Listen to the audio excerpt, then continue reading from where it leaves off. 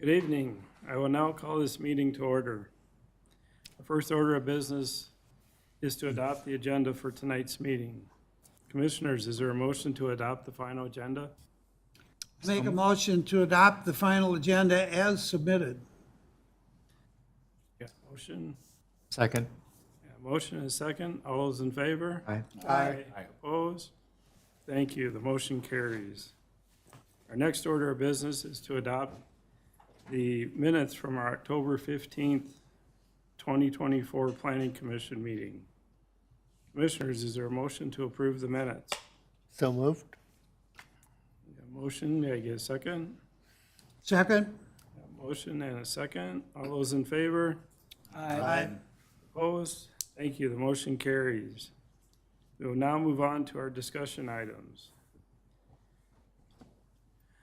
Our first item tonight is item 3.1, consider a variance for two public accesses at 7240 Rolling Acres Road. This item does include a public hearing.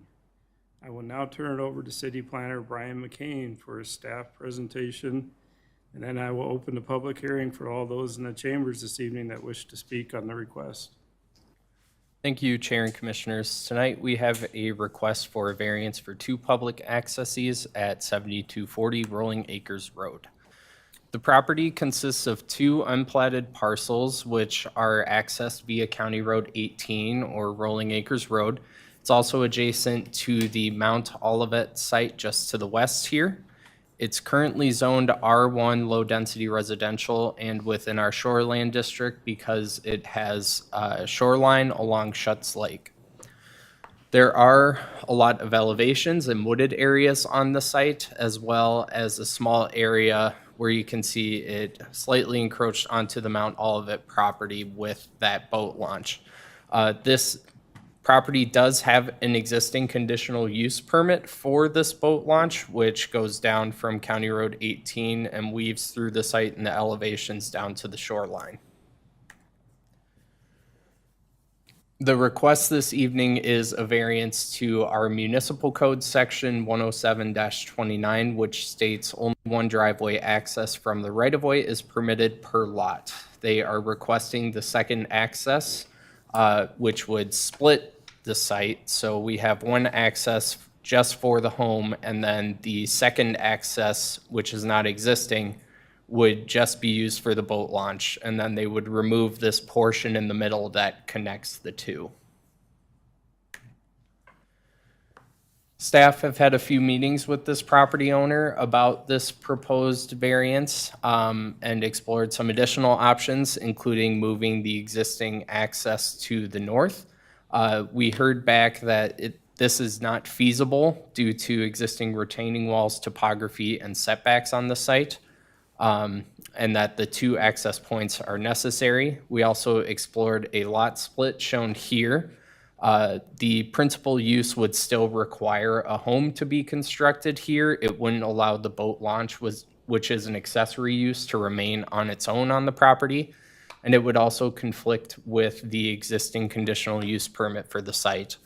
Additionally, it would be unable to meet the minimum shoreland district requirements for minimum lot size, width, things like that. So the DNR would unlikely approve that request as well.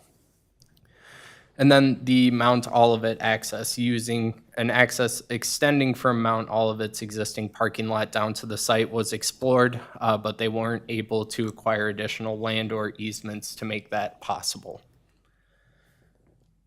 Looking at the shoreland requirements, they do meet all the standards. With this proposed second access, they would be compliant with the current land use, setbacks, and bulk standards.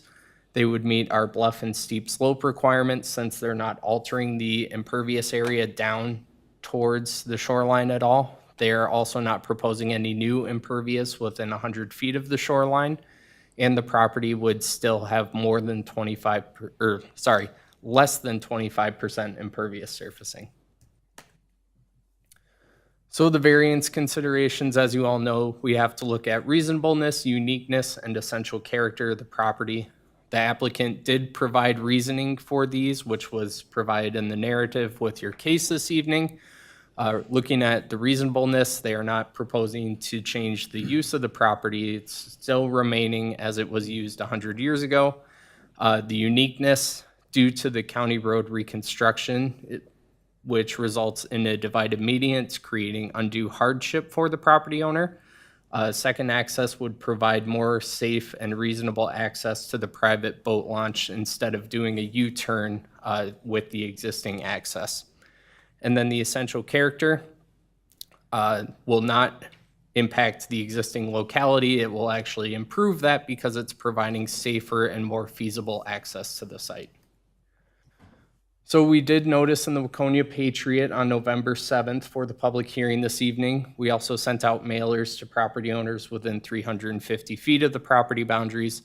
We posted on the city website and at City Hall, and staff has not received any comments as of this evening. Attached on the screen here are some proposed conditions for approval. A few of them worth noting is that the variance would only allow the second public right-of-way access. The property also could not be split due to those items that I mentioned previously, so a second home would not work for this site to utilize that existing access. The encroachments onto the Mount Olivet property would have to be removed, and no portion of the driveway shall encroach within drainage or utility easements. And then additionally, that Carver County will have to permit the additional access since it is a county road. So with that, I have a sample motion for you this evening to approve, deny, or table the variance. If you would like to include any additional conditions besides what staff proposed as well, that's your discretion. Staff can answer any questions. Unfortunately, the property owner was not able to attend the meeting this evening, so I can try to answer your questions as best as I can. Thank you. I will now open the public hearing. Is there anyone in the chambers this evening who would wish to comment on this item? Seeing no one and hearing no additional public input, commissioners, may I have a motion to close the public hearing? So moved. Motion, can I get a second? Second. Yeah, motion is second. All those in favor? Aye. Opposed? Thank you. The motion carries and the public hearing is closed. I will now open the floor for the Planning Commission to discuss. Commissioners, any questions or comments? Just one question. Do we know for sure that there will be a median that will impede access to the existing driveway? As Chair answered, yes, we're fairly certain that median separating Rolling Acres Road will be included as part of the reconstruction for County Road. I'm realizing now it's 13, not 18, so sorry about that. But yes, we're fairly certain that's going to go in, which is the intent of this application for the second access. And the boat launch has been used for 100 years, so that was one kind of historic thing that I noticed. I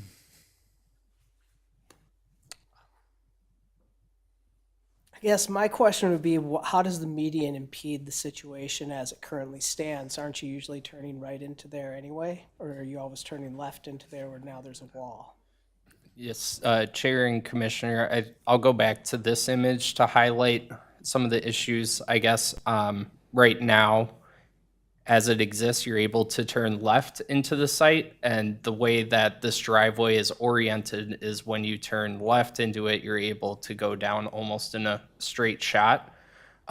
Whereas if you're coming from this direction exclusively with a boat attached to the back, you essentially have to make a sharp U-turn to make it down towards the boat launch. Whereas with this second access point, they would be able to do a simple right turn to get down into the site.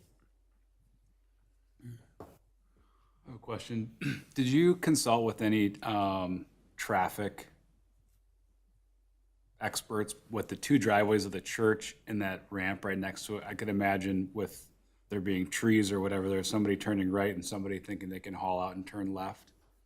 Chair and Commissioners, I will note that This exhibit that's in front of you this evening was brought forward as part of the project team for County Road 13 here. So quite a few traffic experts, I think, have been involved and have seen and discussed these with the city and the county to determine if these access points were going to be an issue at all for sightlines. And they didn't see any. Not that I'm aware of, no. Thanks. And Carver County supports this, I read. Yes. That was gonna be my next question, was number 5 on your list.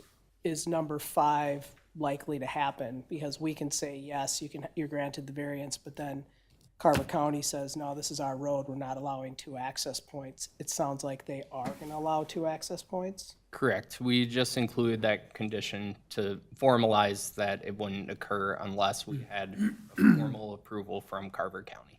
Okay. How far apart are these 2 driveways? I think a little less than 200 feet. I think it was 180 when Travis and I looked at it, but I'm looking at him because I can't recall exactly.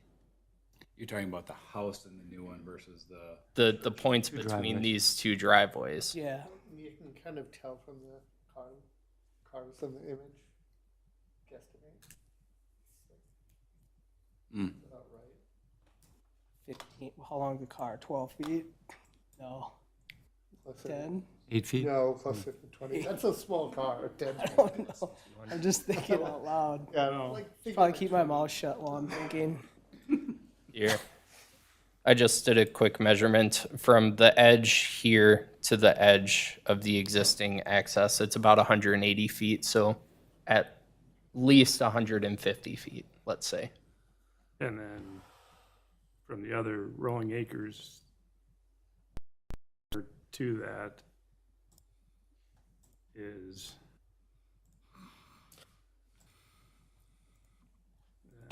Or, sorry, back to the other one. roughly there. Oh, Why is that not showing up?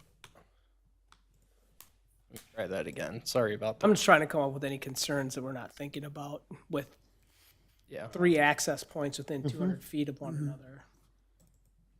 yeah. Another 150 feet, so 3 access points within 300 feet, let's say. Well, and I don't, part of it is the boat launch and the driveway are both private.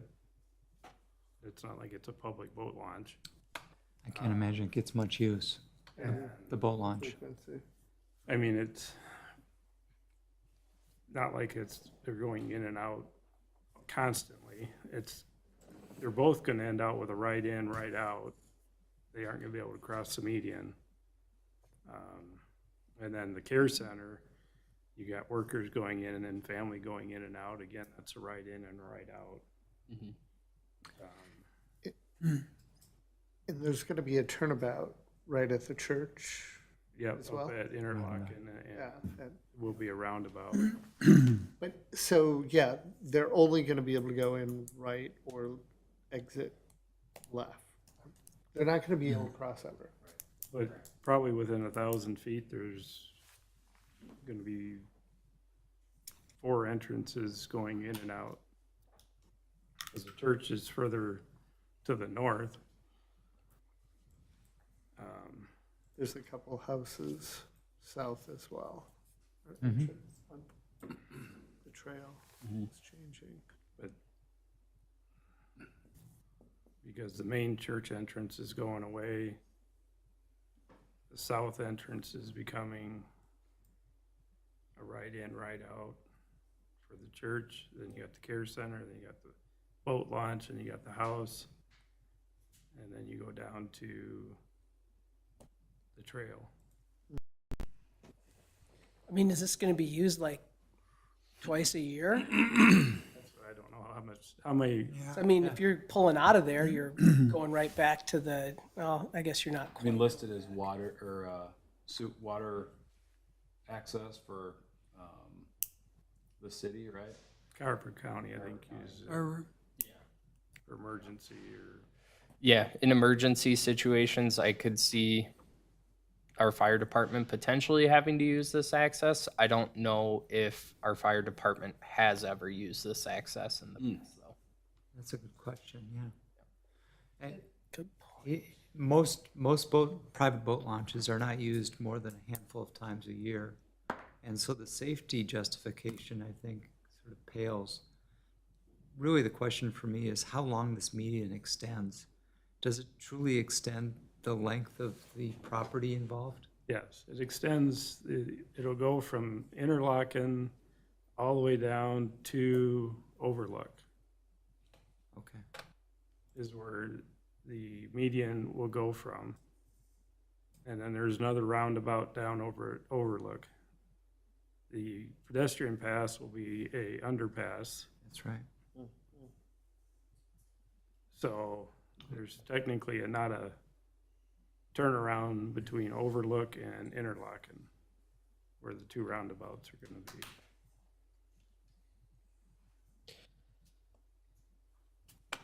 All of the infrastructure costs are the owners typically. Who's paying for the entrance? Is that part of the county project, or is the homeowner, property owner paying for that, or don't we know? I don't know. I'm not involved with the money on the public project specifically. Sorry. I can't answer that. The real safety- I would assume that with the construction, that it would be the county. But is the homeowner aware that there may be a chargeback for that at the same time? Is that part of their? That's a good question. I'm honestly unsure. Is there assessment back to the homeowner?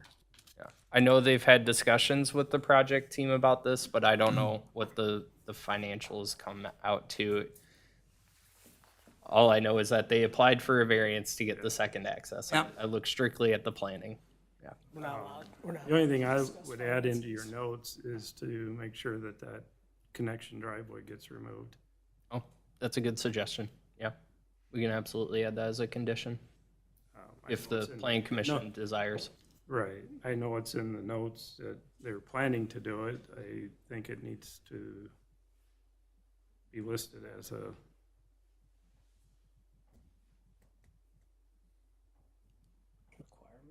requirement or, Yeah, because it wasn't one of the five. But yeah, that would make sense. The permittee is responsible for all the costs, just with administration and enforcing.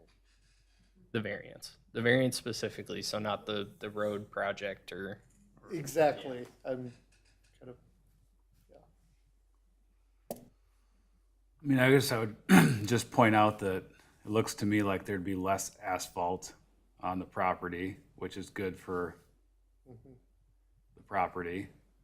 If you have that house and you have people going by, even if it's a few times a year with their giant boats and trailers, and you have a car out in your garage or whatever on your way, I think that's a,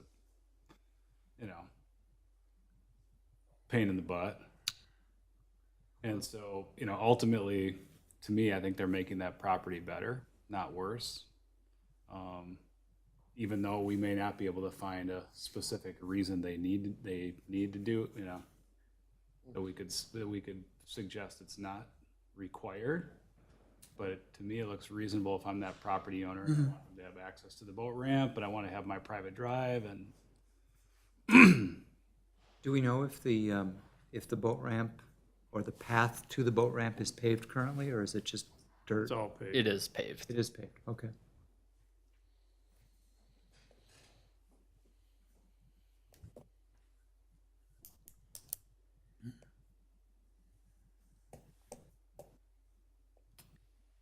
Any more? I'm good. Hearing no more discussions, could I get a motion?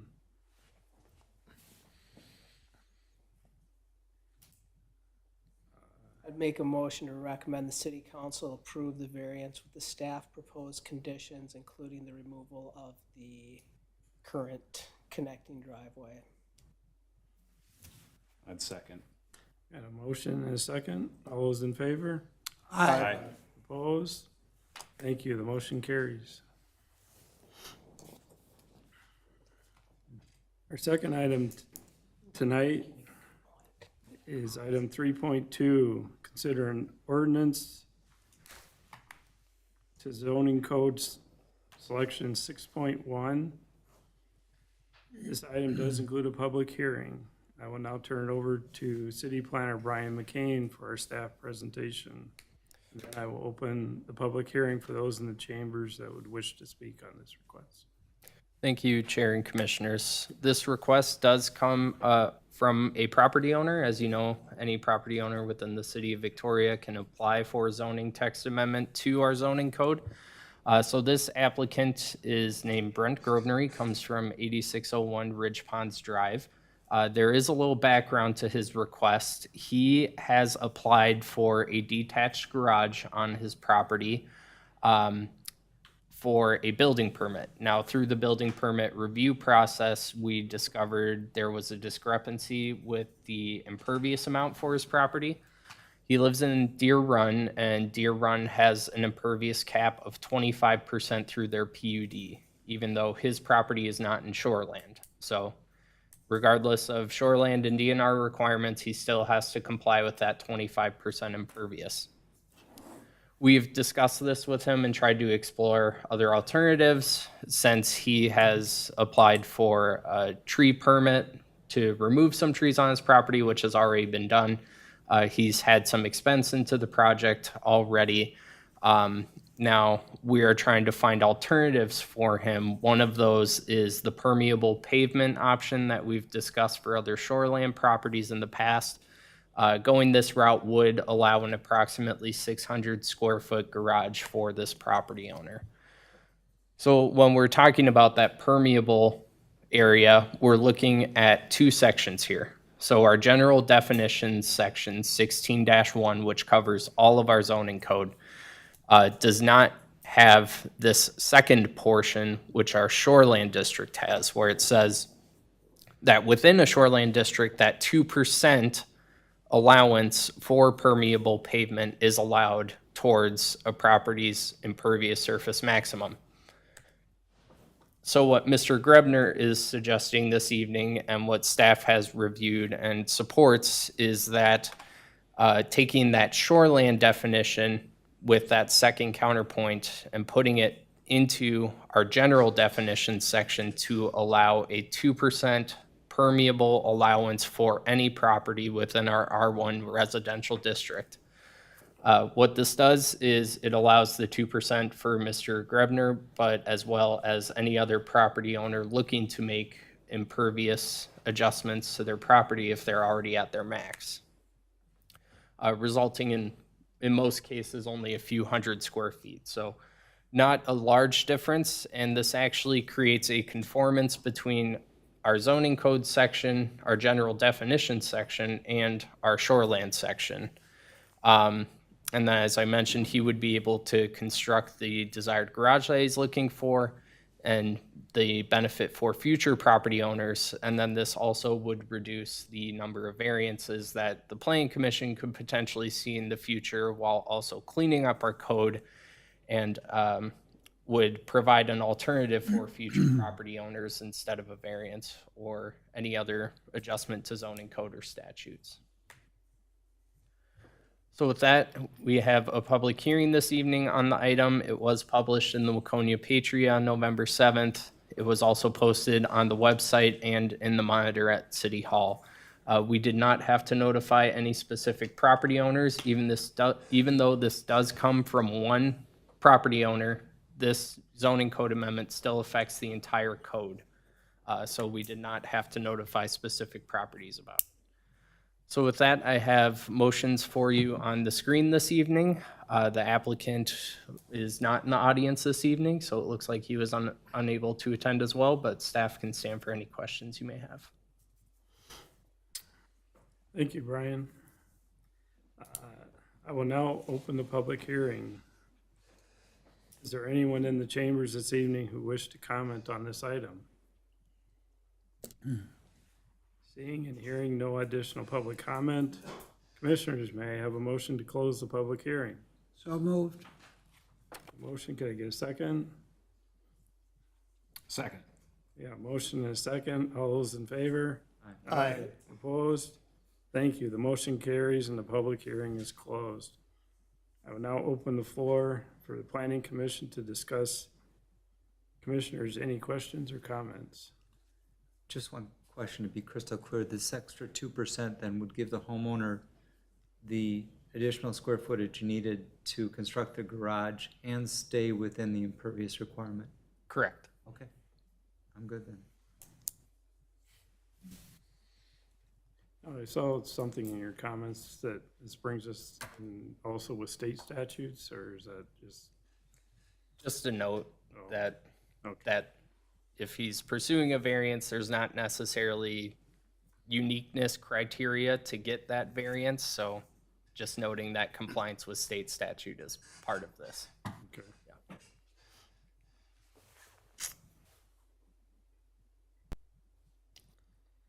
Pretty straightforward. Seems Yeah, pretty reasonable. Make a motion to recommend the city council adopt the ordinance as proposed here. Second. Yeah, motion and a second. All those in favor? Aye. Opposed? Thank you. The motion carries. Our third item tonight is item 3.3. Consider two ordinances regarding nonconformities. These items include a public hearing. I will now turn it over to City Planner Brian McCain for a staff presentation. And then I will open a public hearing for all those in the chamber that wish to speak on this. Thank you, Chair and Commissioners. Last one for me tonight, I promise. So a little background on these proposed ordinances. We have a lot of transportation projects coming to town. As you know, we just discussed one of them recently. So with that requires some acquisitions on some properties for right-of-way. What that does is it creates nonconformities for some properties. Some properties might have a 30-foot setback currently and may be brought down to 25 feet. When that happens, it's called a nonconformity, and to address those, you either have to get a variance to make it conforming or some other method has to be approved. So most cities, when it comes to public improvement projects such as transportation projects, have ordinances in place in case something like that happens. We don't have 50 variances coming at our door and our property owners aren't paying that expense to bring the variance forward. So we have two ordinances to review this evening that were reviewed and approved by the city attorney. The first one being to our nonconforming uses section, mainly having to do with Part B here. Any nonconformities resulting from land acquisition for a public project shall be classified as lawful nonconformities without necessitating a variance. And then also striking out this note about nonconforming uses shall file for a conditional use permit, because when that happens, it makes it conforming and we have to do updates and inspections and verify that, and that's not something that we want to be in the business of doing for nonconforming uses. And then the change to the municipal code is a pretty easy one as well. It's just our definition section for subdivision specifically. We allow 3 exceptions where a property is not required to go through our subdivision process. One of those being creating a cemetery lot, or if it results in 20 acres or larger in size. But this third one here, we're adjusting the resulting from court orders or the adjustment of a lot line by the relocation of a common boundary is existing. We're just putting public improvement projects in this so that you don't have to go through a platting process either for a public improvement project. So as I covered, these are the changes that we're discussing this evening: removing the CUP requirements for nonconformities, the addition of public projects without necessitating a variance, and the addition of the public improvement projects to exempt it from platting requirements. So with that, once again, a public hearing was noted in the Waconia Patriot on November 7th. It was also posted on the website and the monitor at City Hall, and it does not have to go to specific property owners since this affects the entire code. With that, I have a motion for you on the screen, and staff are available for questions. Thank you, Brian. I will now open the public hearing. Is there anyone in the chambers this evening who would wish to comment on this item? Seeing none and hearing no public input, commissioners, may I have a motion to close the public hearing? So moved. Motion, can I get a second? Second? Yeah, motion and second. All those in favor? Aye. Opposed? Thank you. The motion carries and the public hearing is closed. I will now open the floor for the planning commission to discuss. Commissioner, any questions or comments? Again, it's pretty, Makes sense. Seems reasonable. Makes sense. I've got a question for you. You would think it does. If there is a land acquisition with a nonconformity acquired for a public project, and then that's a lawful nonconformity. And if that project then is changed so that it does not have a nonconformity, and then a new nonconformity exists that falls under the original one, is that allowed or disallowed in this circumstance?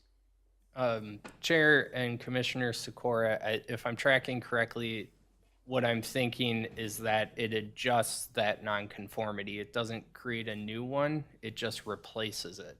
So if you're talking about our code standard is 30-foot front yard setback. A public project comes through and reduces it to 25 feet. And if you're saying another one comes in and brings it down to 20 feet, that 20 feet is the new standard. I'm saying if it goes and the nonconformity is 20 feet and the project changes it to 30 feet and then some other time later on it goes back to the 20 feet where the original nonconformity exists, would that be allowed? I guess I'm thinking about it as a ratchet, right? If you have it, that's the max it can ever be as a nonconformity, and if there's construction or change done to the property, it can only go one way, which is better, not worse. Sure.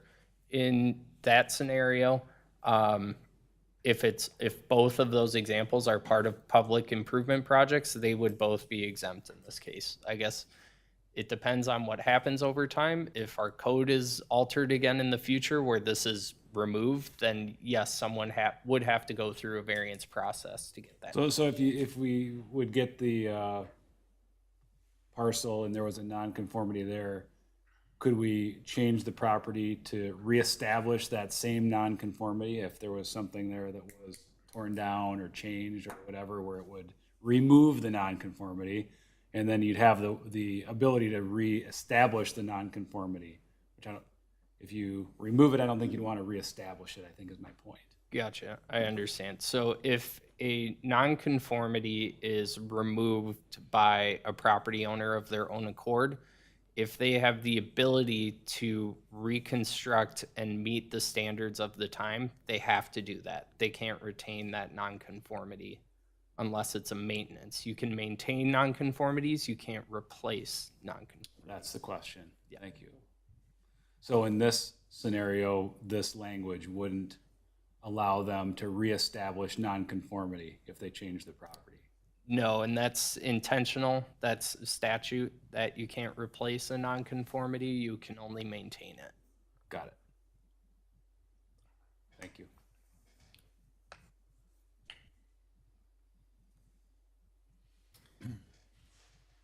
any other discussions, comments? Do we, the second one, I don't know that I fully followed that. Can you take another pass at that one? Yeah, sure. So when a development comes in, it goes through a subdivision process, meaning we have to look at landscaping requirements, roads, all the things that we evaluate as a group when these developments come in. That's called a subdivision.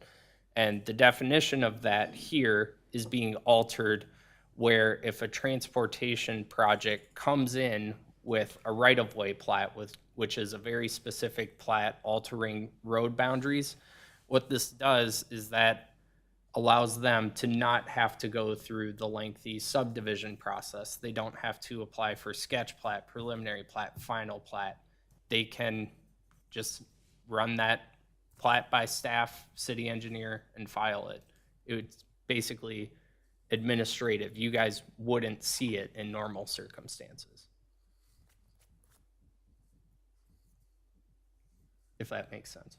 I think it does. I just, the only question is, could you perceive that as being, well, the city doesn't have to do something everybody else does? Why?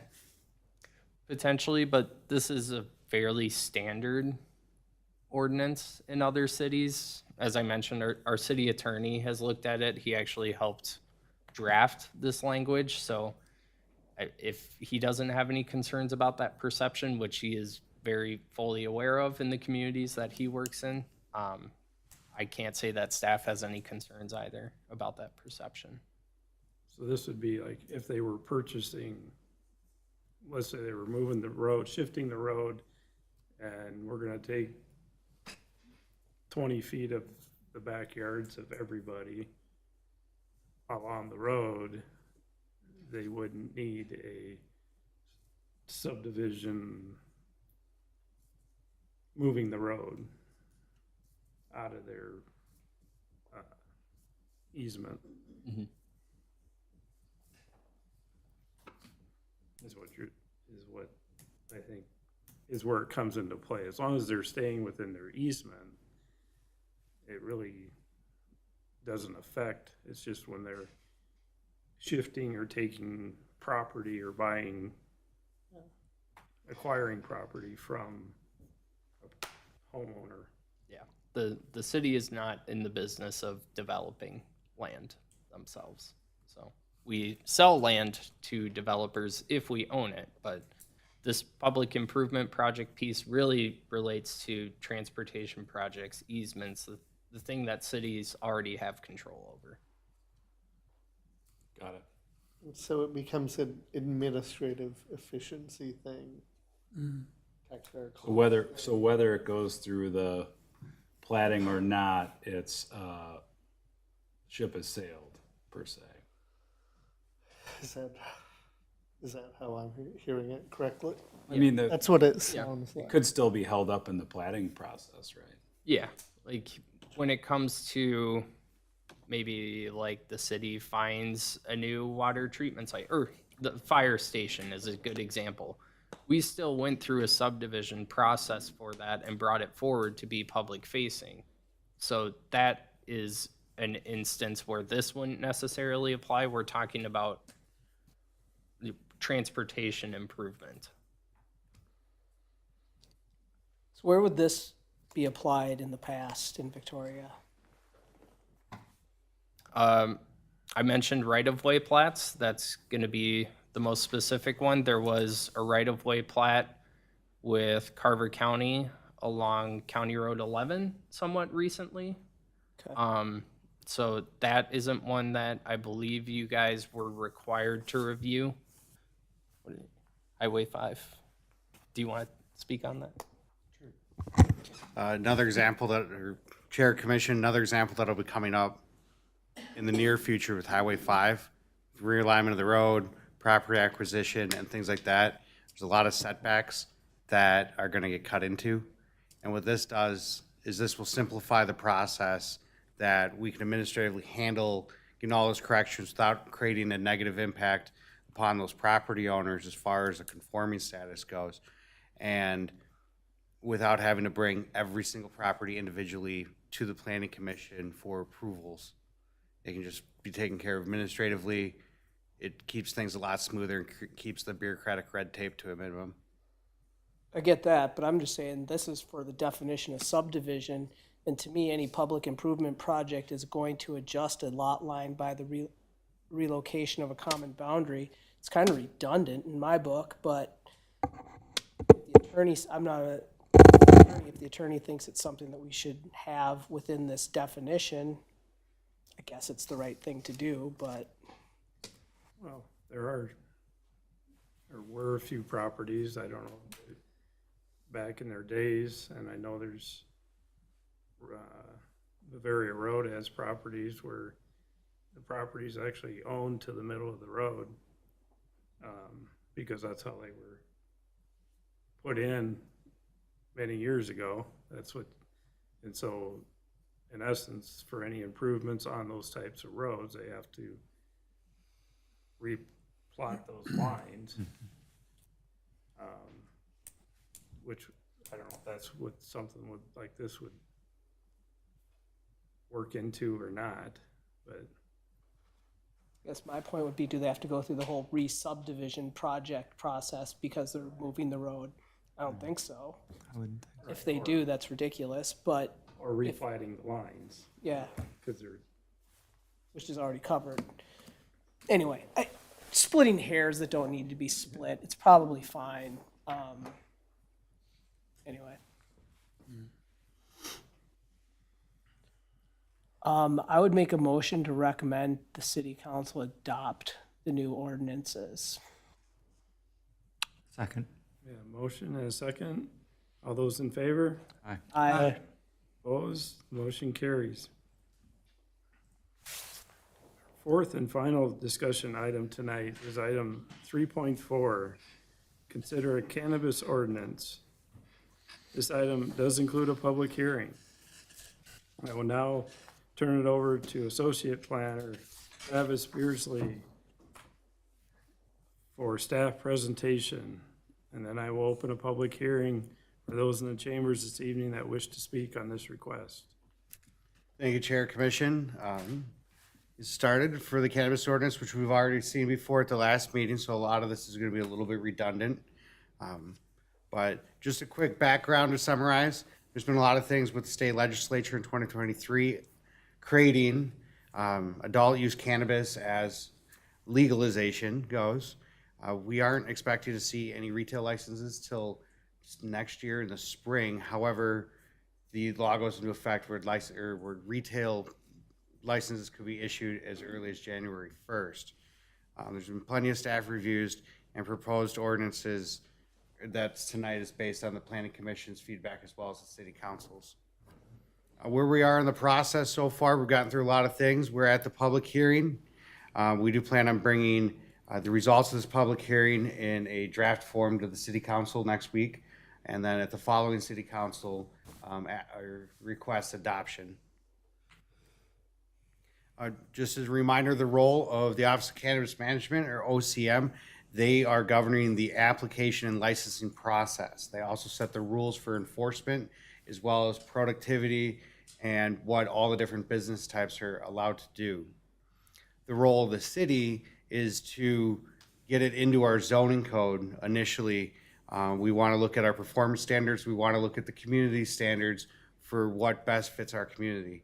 As a reminder, we're not taking a look at use. That's regulated by statute. With the updates to the zoning code, we're going to be looking at the use tables.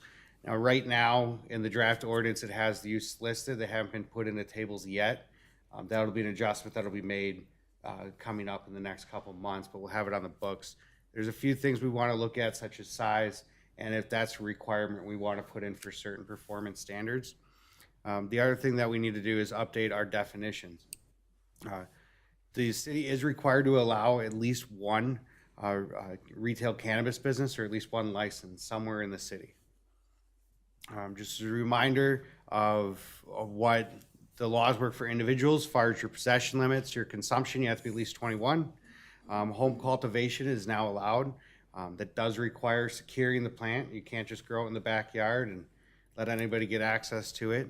And then unlicensed sales. So if you're buying cannabis flower currently in the state of Minnesota and it's not underneath a license with OCM, it's probably not allowed. You still can't buy it through unlicensed sources going in the future. For businesses, a big piece of this is the advertising piece that's going to affect us the most. You can't appeal to persons under 21, so it sets restrictions to where signs can go. If a sign does go in a place where it could be targeting individuals under 21, that would be an OCM issue to deal with. They would do the investigation, do the reporting, and the corrective action if required. It's also required to have warning statements. It can't be misleading or have false claims, and it's not permitted on any billboards. We're also looking at the tracking systems for the supply chains. It's really tightly regulated. This is just an example of how tightly regulated the state's keeping everything. Testing, everything's gotta be tested before it can be sold. That's not just for concentration, it's also safety of the user. Home delivery would be permitted as well, so there's people that can get a license that all they do is they go pick up product and they drive it to somebody's house underneath a state license. Something that recently got a good explanation on is there's a 10% gross tax on cannabis sales. Not everything gets taxed, but what does get taxed, OCM is gonna take 80% of that 10% tax, and they're gonna, goes in the state general fund. The remaining 20 gets split between the county and the city. So when we look at it, 1% of all the gross sales that can be taxed, the city would get in a revenue. If it's $500,000 in sales, it's $5,000 for the city. And senior staff is looking into how that's gonna affect budgets and where that money would go. We did, the community development director, Burrington, and myself visited the county commissioners meeting this morning, where they had adopted the county ordinance on cannabis. And just to kind of summarize, in there, they set the limited number of retail registrations to 2 for the city of Victoria. And this is all based on if we provide authority, and it would be 10 for the entire county in total. The draft ordinance that's presented does give the authority for the retail licenses to the county to take care of the administrative part of that. If we wanted to control it ourselves, say we wanted to go to only 1, which would be our minimum, or we wanted to expand it beyond the 2, what would happen is that we would just amend the ordinance to keep the authority with the city and not delegate it out. The OCM rules won't be finalized till maybe the next month or 2. They do need to present it back to our legislature for final adoption. And so we'll see what those look like. There's some expected changes, but not a whole lot. The number of retail permits being issued by OCM is still 150 from last time I've seen, issued by a lottery program, with roughly half being social equity applicants. Instead, the first retail permits could be, or are gonna be issued in the spring as early as January 1st, but we don't expect to see anything issued that quickly.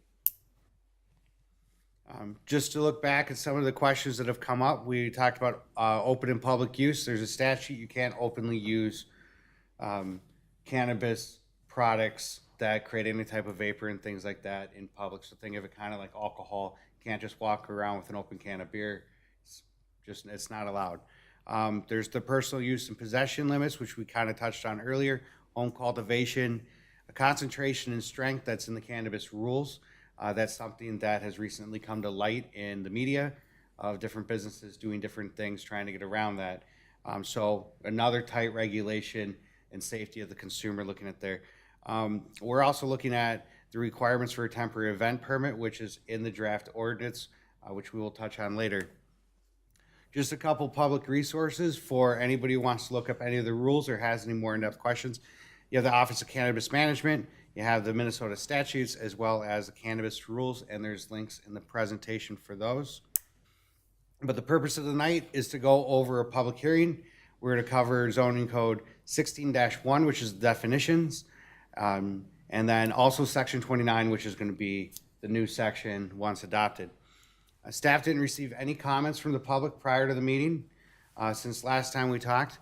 We did publish in the public notice in the Patriot Sun on November 7th, including on the lobby here at City Hall. The topics that we want to cover tonight, we want to stick just with the topics of the ordinance, and that way we can stay a little bit more focused and see how it relates to the city. So for the public hearing tonight, more specifically at definitions, administration, registration of a business, requirements of the business, temporary cannabis event permit, as well as the enforcement rules. We're taking a look, the definitions that we have in the draft ordinance that are highlighted in red, those are definitions that OCM wanted us to put into our ordinance. Those are in addition to the definitions that are in the Minnesota statute. We also have with administration, we got our typical legal stuff as well as to delegate the retail registration authority to Carver County. And then the other part is there's a consent to the registration, which says basically we agree to allow this to happen. The requirements for cannabis business, we want to make sure that we're not creating a situation for our business owners where they could accidentally break the law, including our ordinance or statute. So the hours that are proposed follow along with our on and off sale liquor licenses. So if you are an establishment which has on sale liquor, as long as your license is good, then our ordinance would allow you to continue to sell those type of products. That includes the hemp derived products such as THC beers, and that's the main driver there. But if you're just a retail store outside of any type of alcohol, then you're restricted to the same hours that we restrict off-sale liquor. Advertisements, they have to conform with the sign ordinance.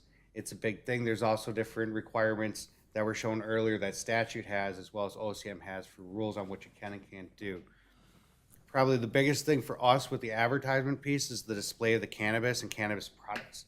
So that includes anything from paraphernalia to use the products to the products themselves.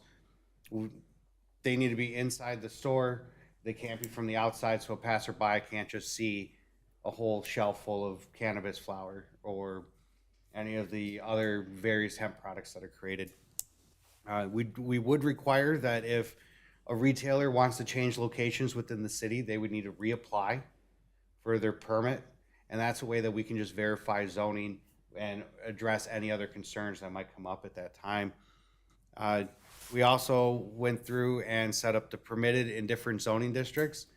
In the previous meeting, we saw the tables. I have those in here as well, but we just listed them out. Later on, that'll be shifted into the tables, and we'll take care of that when we get there, because there's still a few things staff needs to work out.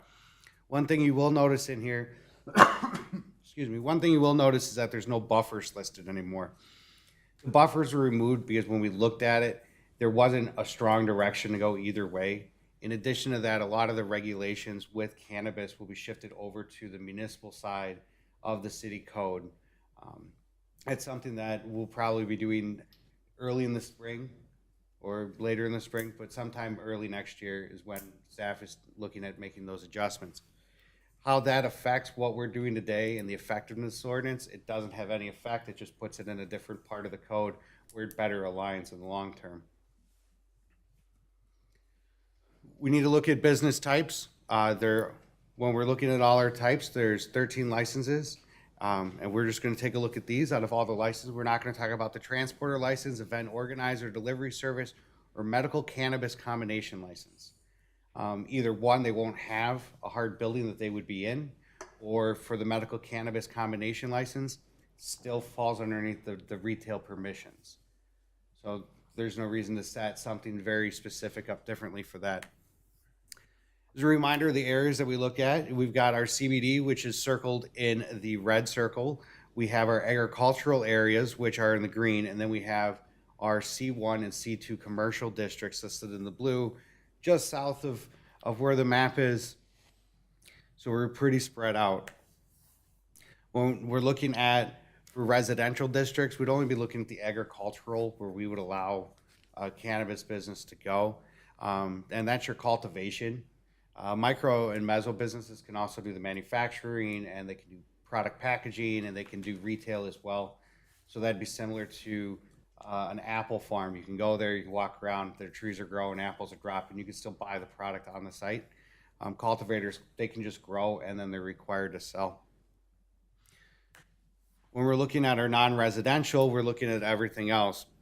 And basically we want to keep our retail within the CBD, the C1 and the C2 districts. You'll notice that micro business and meso businesses aren't included in there, and that's because they have the ability to grow, and there's better use for the space in the long term for the community. Our industrial district, though, would allow for cultivation, but not for the retail. So they could have cultivation, they can have the manufacturing, but it keeps that away. A lot of it is because of where our industrial zone is located. It's on a curve, you gotta go down a slope. It could cause issues if we increase traffic in that area without a long-term process. And since we only have 30 days to respond to an application, that's not long enough for the city to make sure that we do it right and safe for all our residents. Next up, we got the temporary cannabis event. Like I said, we have 30 days to approve or deny a permit application. It's restricted just to the CBD district, so just the red that's highlighted in the green on the screen. It's not permitted in our P1 and open space district, which is our parks.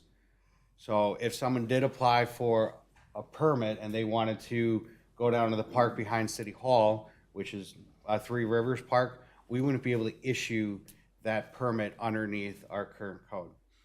The other thing with it is there's restricted hours to when it can go. We don't want it to go too late and on certain days and not be disruptive. So a lot of that fits with inside our noise rules. We can revoke the permit if the terms of the permit are violated, which is one of the powers that the city will hold, and that's put out in statute as well. The other thing the statute does is it lists off a whole bunch of rules that have to be followed, such as distance away, odor control, security, making sure that minors and prohibited persons aren't partaking, and making sure more or less that it doesn't become a nuisance for anybody else. So it is very interesting to where those spots can go, and the city does have some discretion in how and where temporary event or cannabis event permits would be issued and how we would enforce that. The overall enforcement is with the city. We're responsible for the enforcement administration of all our ordinances.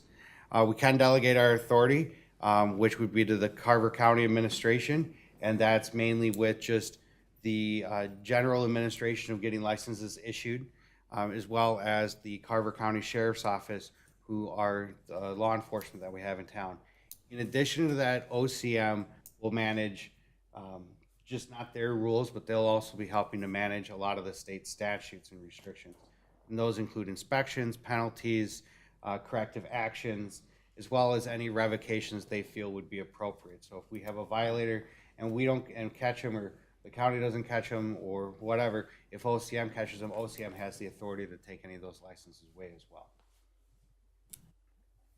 Going through our next steps after tonight, we will, if we were provided a recommendation to move forward, we'll bring it to the city council as a draft, but ultimately we want to get the final draft for consideration in front of the city council. We're going to take a look to see if we need to change or add any performance standards within the zoning, and then we would update the use tables with that information. So, again, tonight it is for the public hearing, specifically to talk about the topics on the screen for just the section 29, 1 through 5, as well as the definitions. And for that, I can stand for questions. Thank you. Travis, I will now open the public hearing. Is there anyone in the chambers this evening who wish to comment on this item? Last chance, Steve.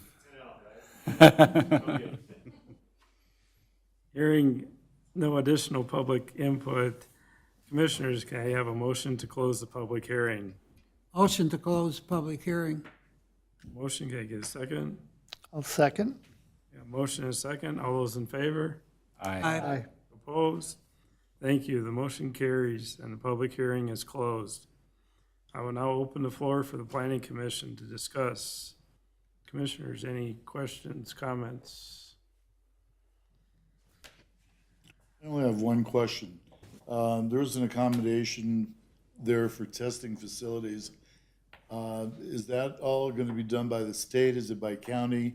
Or because we have a retail operation, do we have to do testing in the city? Commissioner, that's a good question. All the testing, it's listed specifically in the rules, but my understanding is OCM will take care of making sure those products are tested. At one point, they wanted cities to do it. I'm not an expert in that, and I don't know if we would want to get somebody who's an expert to do the testing and spend that time. So there's a lot of push to get OCM to take over that role, which, to our understanding, they will be taking over and handling. Business opportunity. Yeah, to build on that question, there's a requirement, as I recall, that there be at least annual visits to retail locations to ensure that product isn't sold unlawfully to people under age 21. Is that a city responsibility? And if so, have we delegated that to Carver County? Commissioner, that would be delegated to Carver County. As far as any type of tobacco or liquor checks that would be done too, it'd be done the same way. I see. And then the Office of Cannabis Management will also be doing their own compliance checks in addition to that type of stuff. And help me understand, why have we decided with Carver County, or why has Carver County decided to issue 2 retail licenses as opposed to 0 or 1? The county looked at it, and the formula that we can use is 1 for every 12,500, which means for community ours or under 25,000, that means we have to allow 1. What they did is they looked at it and said, well, we could do X plus 1 for all the communities, and then we set a limit based on the county's population. So it allows flexibility at the lower levels, but sets a maximum. The only community that's expressed that they won't be partaking in delegating the authority of the county is the city of Waconia at this point. Okay. Interesting. And to clarify, that's 2 retail versus 2 license. Correct, that is to retail. So you could still have a cultivator on top of it, or a mezzo business, or the hemp products that can be sold. Those are different than a cannabis retail license. So THC beer could be sold in any liquor establishment, presumably? Correct, if they have the appropriate licenses for it, yes. So they need a separate license for THC infused beer. That is my understanding, because it is a hemp product. Interesting, okay. And there's no cap on those licenses? We don't have a cap at the local level, Commissioner, but I don't know the state rules on hemp products. Okay. One question about the county, and this came up in here, in this, but we're deferring some ordinances to the county, and it looked like the county of Carver was supposed to have 10 different retail operations. Is that correct? Yeah, Commissioner, yes, they're limited it to 10 for the entire county. And that's just the communities and townships which have delegated authority to the county. Okay, so it's limited to that. My problem with that is when I do the math, I got Chanhassen with 2, I got Chaska with 2, I got Victoria with 1, now maybe 2, that's 6. Then you got Waconia, they get 1. Then no other community has to or is being forced to have a retail operation. Can we be forced to have more than 2 by the county in order to hit their 10 number? Commissioner, that is a great question. I want to just unpack the 2 different parts to it. The state allows at the county level versus city level for us to determine how many minimum licenses we're required to issue for the retail part. With that, we can use the county's population, and then we can limit that number throughout the entire county, which that limit is 10. Once the county grows and hits the next level and needs to be at 11, then that'll be 11.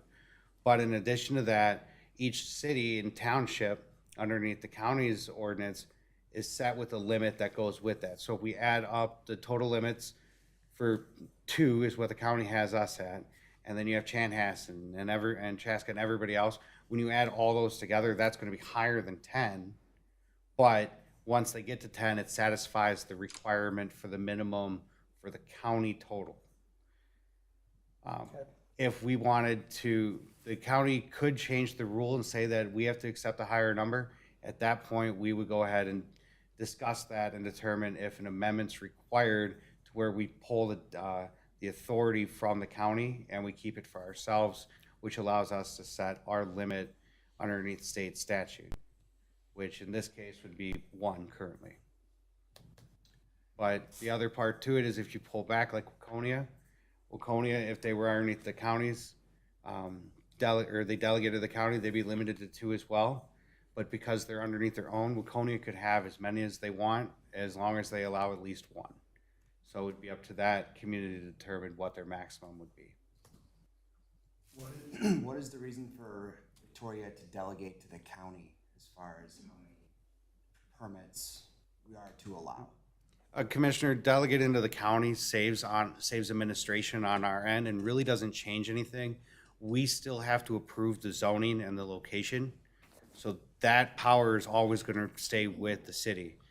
the county has an entire department which handles licensing and handles all this, and they have professionals who understand the process, where to go, and how to deal with any complaints that may arise. So for the most part, it adds an efficiency to the licensing program, as well as takes off an additional mandate of staff, especially so we can focus on other things. Yep. And we currently have them also handle our liquor and tobacco licensing, so it makes sense. It keeps things smooth and efficient. It's one thing that at the local level, we always strive for, unlike higher levels of government. So if we can keep it efficient, we definitely want to do that. And so we don't have any other form of licensing within the city, nor do we have staff kind of understanding of that role. The licensing that the city does ourselves, it's either handled by the state or it's handled by the county, but we still will always have input on those. That's the big thing, is we're not giving up our right to say no. We're just saying, hey, we don't want to do the paperwork. Do we have to have one? By state statute, we're required to allow for at least one adult use cannabis retail license for every 12,500 residents that come to the city. So that means we're required to have one until we hit 25,000, then we're required to have two. So I know we wanted to stick to the plot here, but one retail, no other license is required. We do not have to, we only have to permit the retail. We don't have. And then is there any other type of business that we're required to have in our city? Commissioner, my understanding is no. So there are several different types of businesses that we went through changes in zoning, and we said, these are not things we want in our city. And, they were, I don't know, from adult stores to several different types of other stores that we discussed. And we can prevent those from coming into the city, is that right, if we don't want them in the city? We can prevent, we're allowed to choose the uses that we want within the community. Just like we would, if we want to say bowling alleys are allowed or bowling alleys aren't, we have that right. When it comes to the different uses that, I didn't go far enough. The different uses that we're looking at to put into the use table, we can say, we don't want that. I would be careful with putting that into our code. We would want to be able to justify why we wouldn't want that as far as land use or safety or anything like that. But I think my point is that if we decided that we didn't want a cannabis retail location in the city of Victoria, we couldn't prevent it. Correct. With the retail portion, no, we cannot. But we could prevent any other type of business we wanted to in the city of Victoria. Not all. There's some First Amendment businesses and some adult use businesses which were required if they're applied for. But those are protected by statutes. What we can do is we can create reasonable performance standards that make it so that there's a compromise between being required to have these type or a certain type of business and how we want that business perceived publicly by people who may not know what it is. So the other thought I had, because it kind of drives me bonkers to be forced to have some type, and I'm not saying it's good or bad for the community. Eventually, who knows, right? We could look at this in a year and say, wow, we want 3 more, or wow, we didn't want any.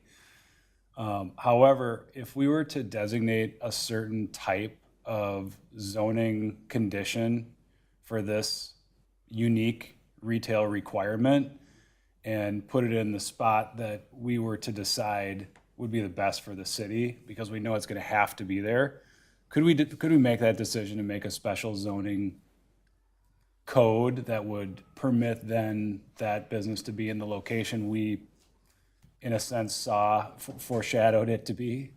Commissioner, we would be able to do something like that. That'd be an overlay district. My concern would be that it might get messy and have legal challenges to it.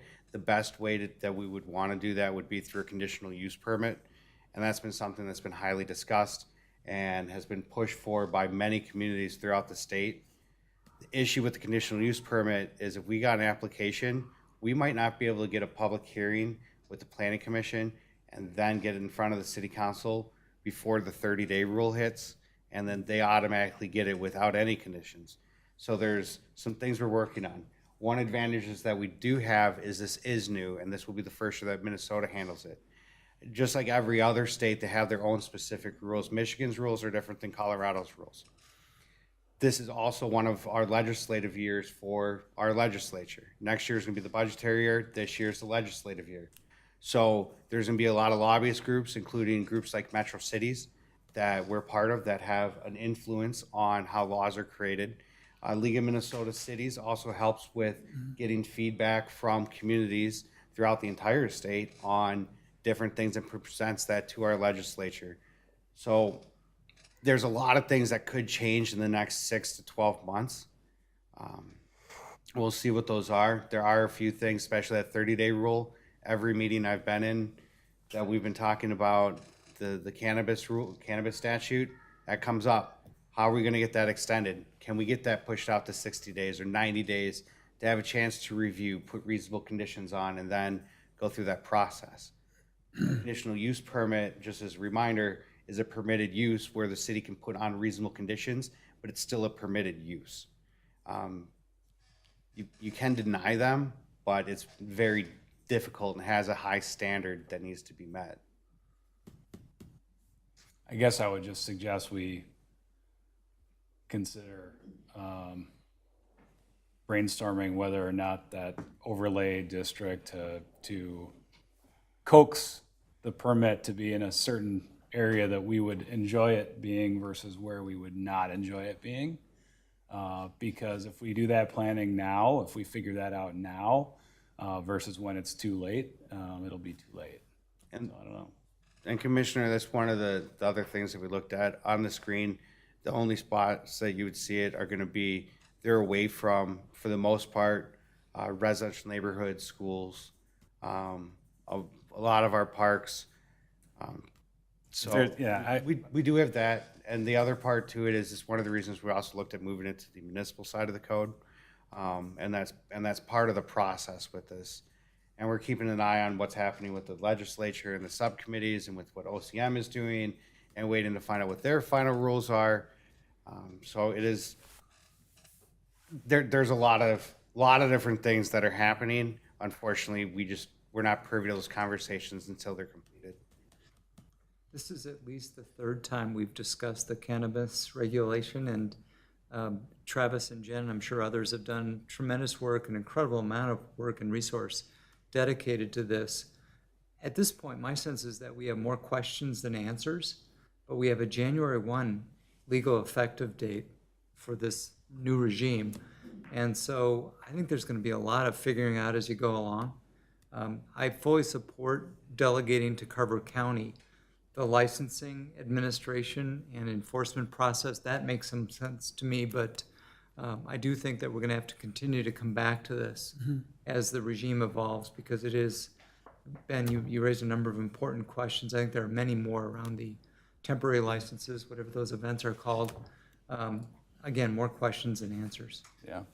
Certainly, court cases will occur, and that'll have some pretty major impact, I would expect, Yeah, we'll see. either good or bad. Well, and it's the one compromise that kind of is there, is going with the county. It doubles the amount of businesses. Yeah. That would be Potentially. potentially, Right. yeah. That was basically my concern too. But you also have 150 licenses statewide being submitted throughout. And Chair Commission, if I may, the total number of licenses in Carver County, that's also one per township for the retail. So it's not just cities. Just to kind of throw that out a little bit. Coney Township and Dahlgren Township and Laketown Township. Laketown Township. So you brought this up, so I'm just throwing it out there for brainstorming purposes. There's a lot of concern about having cannabis sold in CBD just from my travels over the last 90 days. You brought up tax. I understand how we would get that. Is there a way we can put an unreasonable city tax onto a cannabis retail store so that our location wouldn't necessarily be so appealing to them? Or is that, I don't think we want to make a record of imposing unreasonable taxes to keep people out, but we can regulate time, place, and manner, and I think, some of the questions that we've been discussing are around those issues. agreed, but I think the only way to stop it would be to sue the state of Minnesota. Commissioner, that is one option. I would recommend talking with the city attorney before we go that way. As far as taxation goes from the city side, we're limited under statute to what we can tax, and usually it requires a legislative action for us to tax. And those are generally used for capital improvement planning and to pay for those type of projects. But that would be a tax on all our businesses, not just the sale of cannabis. Okay. I'm just throwing it out there. You brought up tax earlier and what our revenues are gonna be, and $5,000 plus whatever we get in the general fund doesn't seem like it's that great. The tax probably won't support the effort. Exactly, my point. All right, no other questions from me. I have one last question regarding kind of getting to the point of the 150, the lottery. So if there's gotta be one in the city, how does this lottery work if there's only 150 in the state? Commissioner, Is there a chance that no one will even be able to? so Commissioner, that's an excellent question. There are, I believe, 857 cities plus at least 1,000 townships throughout the city, or excuse me, throughout the state.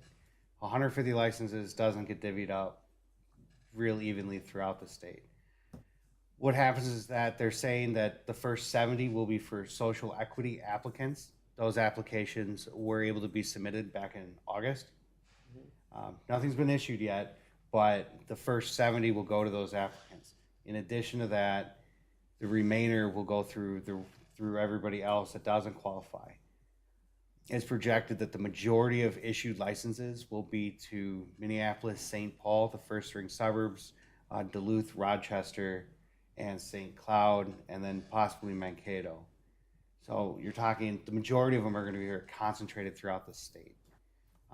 Some of the larger communities, such as Minneapolis, have gone through and said, hey, we want as many of these as we can get.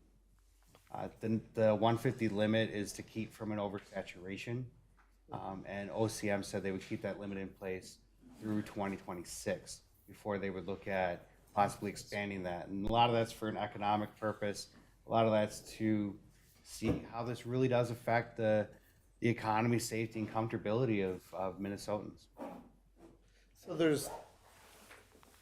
is a probability that no one's gonna get the lottery in our community. Commissioner, it is a very real possibility that nobody gets it. It's a very real possibility that there could be all 10 retail licenses issued on the first go in Carver County. It's, It's a lottery. yep, we have no idea. But the one thing with cannabis sales is that it's unlikely you're gonna get a bank loan, and it's very expensive to start up. So that limits the pool of applicants right there to begin with. Cash money.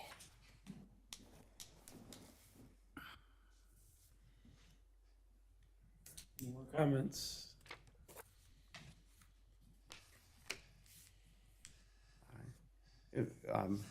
Chair, Commissioners, if there's no more questions, I do have a recommended motion to move this on to the City Council for consideration.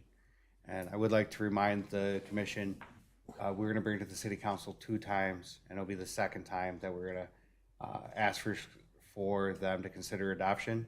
So if there are questions or comments after, I'd be more than happy to talk to anybody individually or take those comments and get them presented to the city council.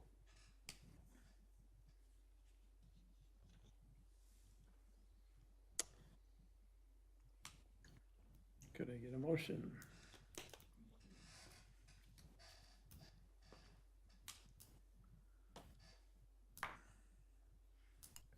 I'll make a motion to recommend approval to the city council for adoption of the amendments made to the zoning ordinance, section 16-1 and section 29 as presented. Second. A motion and a second. All those in favor? Aye. Opposed? Motion carries. Commissioners, that concludes our items for this evening. Moving on to our miscellaneous section of our agenda. Staff, you have any miscellaneous items? Yeah, just a few. Thank you, Chair. First off, we would like to thank or congratulate Commissioner Pedersen on his election to City Council. Looking forward to that in January. Thank you.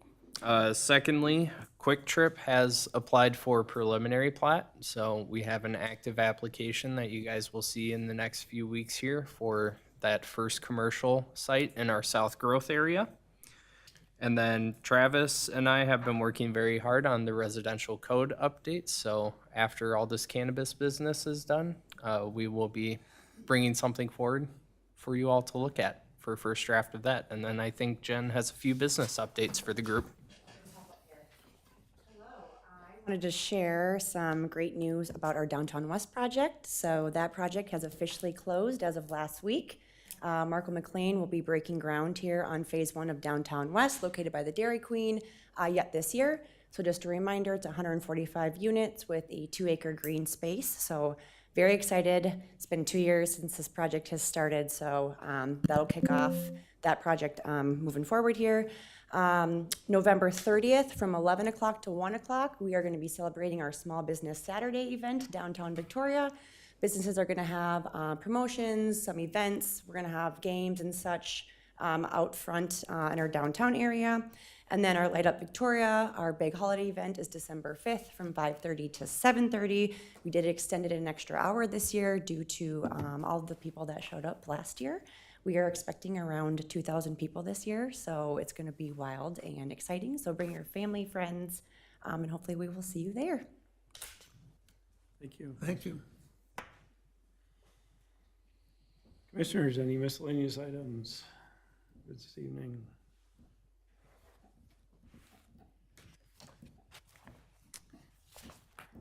Hearing no more items this evening, could I get a motion to adjourn? So moved.